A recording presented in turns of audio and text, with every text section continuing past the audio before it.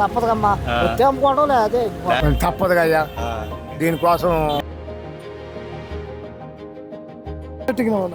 లేదు అసలు జనాలు అయితే ఎవరు లేరు. జనాలు అయితే ఎవరు లేరంట. రాత్రి అవుతుంది కదా, టైం అర్ధరాత్రి అవుతుంది దగ్గర దగ్గర. మరి తెల్లారితే పండుగ. అసలు జనాలు అయితే ఎవరు రావట్లేదు. ఎంత అమ్ముతున్నారు కట్ట? 30 రూపాయలు కట్ట.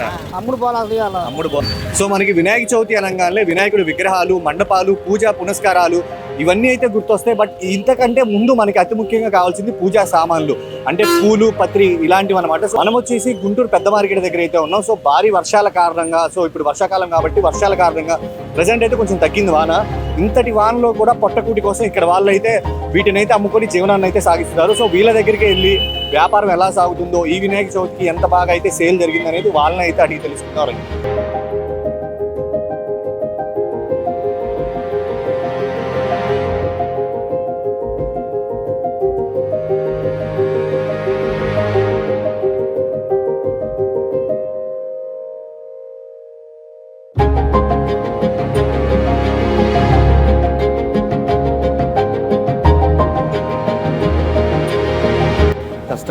ఎంత అమ్ముతున్నారు అన్న?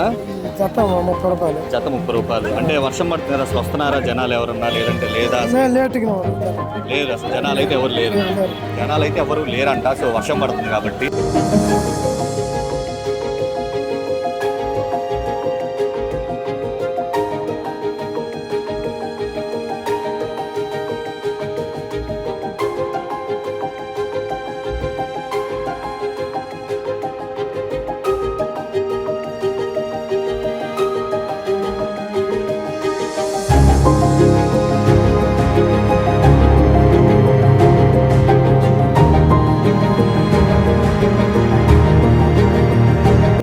రూపాయలు అవుతుందా తమ్ముడు? బేరం ఏదన్నా అవ్వట్లేదు. అసలు జనాలు ఎవరన్నా వస్తున్నారా?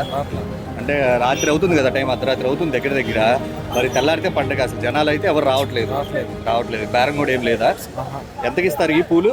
10 రూపాయలు అన్న. 10 రూపాయలు. మీరే వెళ్ళి కాలువ దగ్గర కోసుకొస్తారా లేదా ఏంటి తమ్ముడు? ఆ చెరువులో అన్న. చెరువులో ఎక్కడ కోసుకొచ్చారు? ఎక్కడెక్కడ? ఏములూరుపాడు చెరువు దగ్గర. ఏములూరుపాడు చెరువు దగ్గర అయితే కోసుకొచ్చారంట. ఒకటి 10 రూపాయలు. సో వర్షం పడుతుంది కదా, సో అందుకని ఎవరైతే రావట్లేదు కొనటానికి.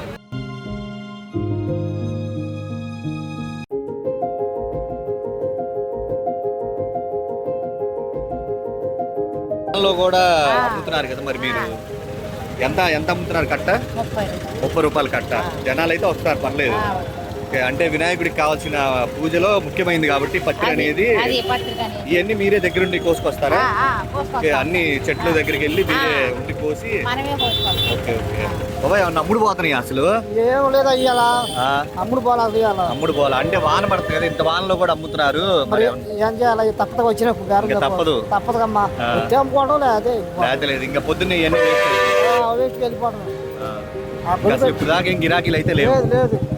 గిరాకీ ఏం లేదు అమ్మ, గిరాకీ ఏం లేదు. ఇందాక పోలీసు వాళ్ళు వచ్చామా, తీసేశారు. ఊపిలో అయిపోయింది బేరం ఆగిపోయింది. దానితో ఇంకా వాన దుమ్ముగా వాన పడుతుంది. తప్పదు ఇంకా.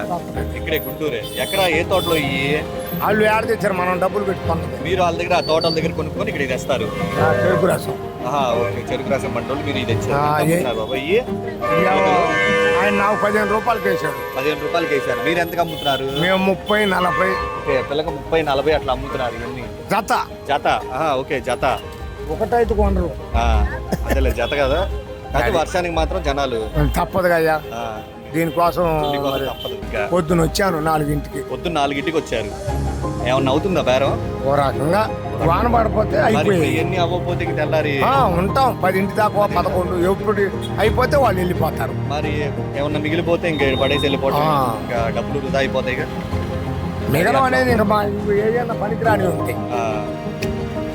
దానికోసం మనం ఉండలేంగా.